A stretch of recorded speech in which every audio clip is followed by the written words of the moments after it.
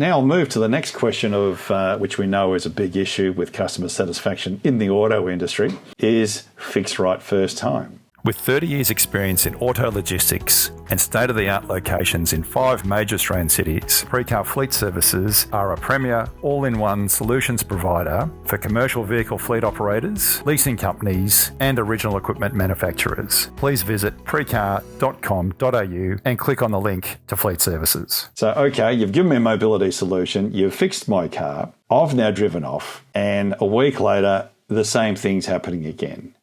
I'm really pissed off. Or not even a week later, I drive home and there's oil leaking out of my car still.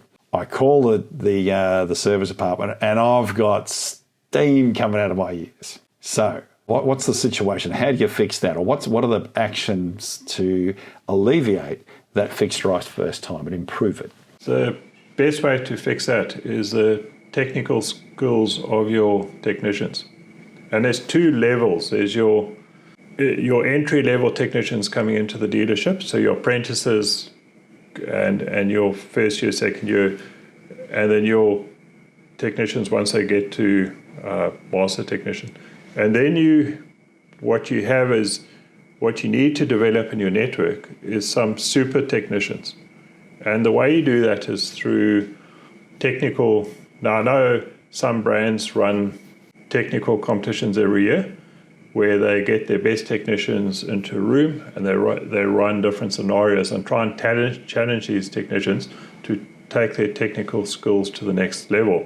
And these technicians can go on a national competition and then they can get taken to Europe or Japan for world competitions and that. So that develops this super level of technician, because what you have is when you got those level of technicians come back into the dealership, they develop the skills of the technicians down below them. So by developing these challenges, you develop the whole skill level of the network. And if you can stop the rotation and incentivize technicians to stay with you and develop these super technicians, you then create this whole world of high-level technical skills, and that normally works quite well.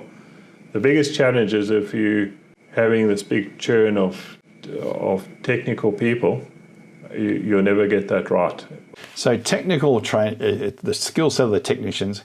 What about parts supply and getting the right part and processes around the part supply? So the technician fixing it is one element, but what about the right parts to fix the car?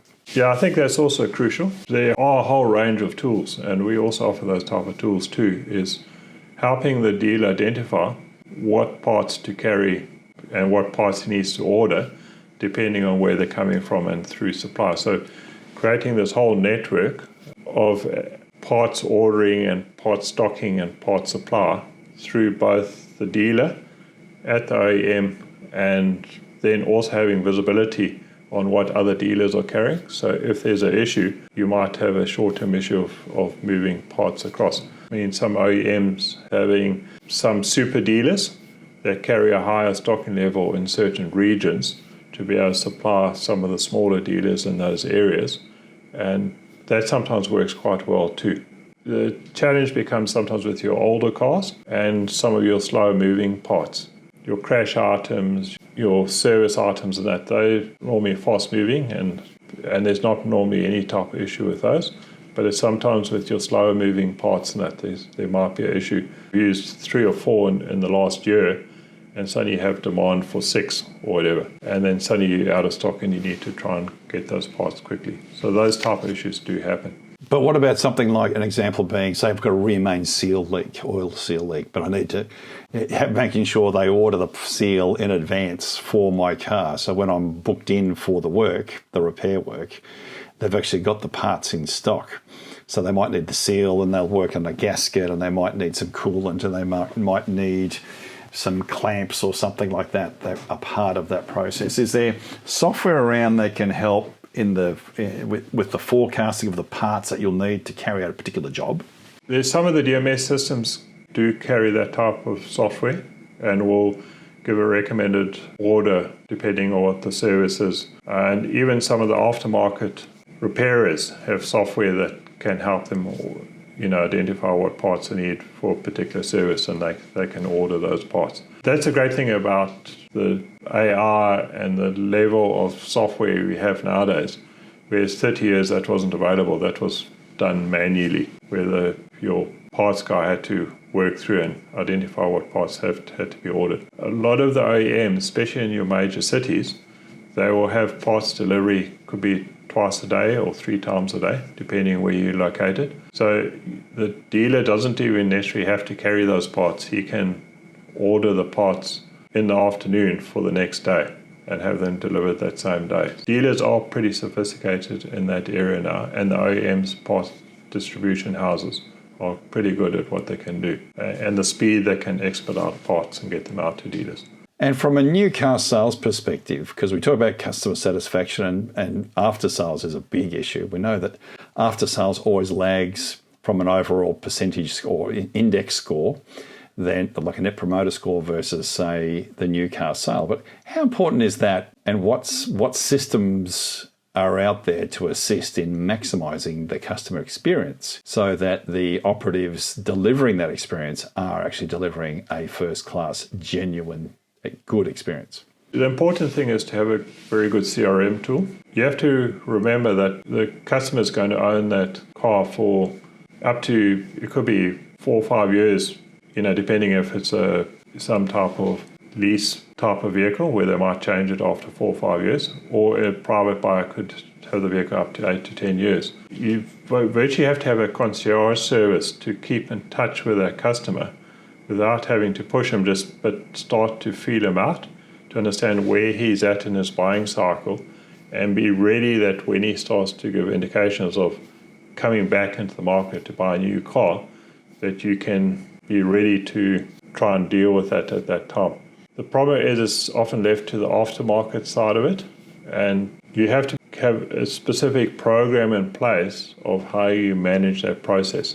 So you need to be aware of, did they take out finance, how much mileage are they doing, and then start to ask the questions, when do you expect to replace the car, and contact the customer before you anticipate they're going to replace the car. So look, we can replace your car for the same payment, we can get you into a new car now. So you need to be aware and be tracking that and following it.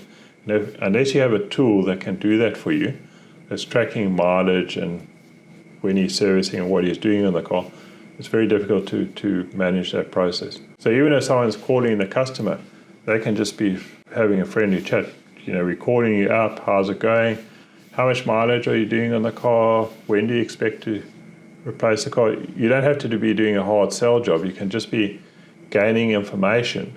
And then if you put it into if you have a good CRM tool and is using certain AI, you can then start to predict when that customer will be coming back into the market. And that's really important. Some dealers do it extremely well, where they have that concierge service. And some of them have them located at the service workshop. So when people come in, they're already speaking to the customer about what's going to happen at the next service, how much is it going to cost, when can they expect failures of high-cost components in the car, when would it be worthwhile to change a car over. So I've seen some dealers do that exceptionally well, and it's absolutely amazing what they can achieve in that area. So in the main, customer service, the key there, it's improving year on year. The industry is evolving, catching up with hospitality. Still a bit of a long way to go to ultimately catch hospitality, because hospitality, we know, is the benchmark to customer satisfaction, because it has to be. But some great initiatives there, John. Yeah, I think it's very important. It's just about honesty and integrity and building that relationship with the customer, not just when he wants to buy the car, but over the whole life of the customer. Thank you for listening. Hopefully you got as much out of this show as we did. It's always good to revisit the customer journey and also the tools available to optimize it and really maximize the customer experience, because ultimately happy customers equal repeat business, equals good business for everybody. Thanks for listening.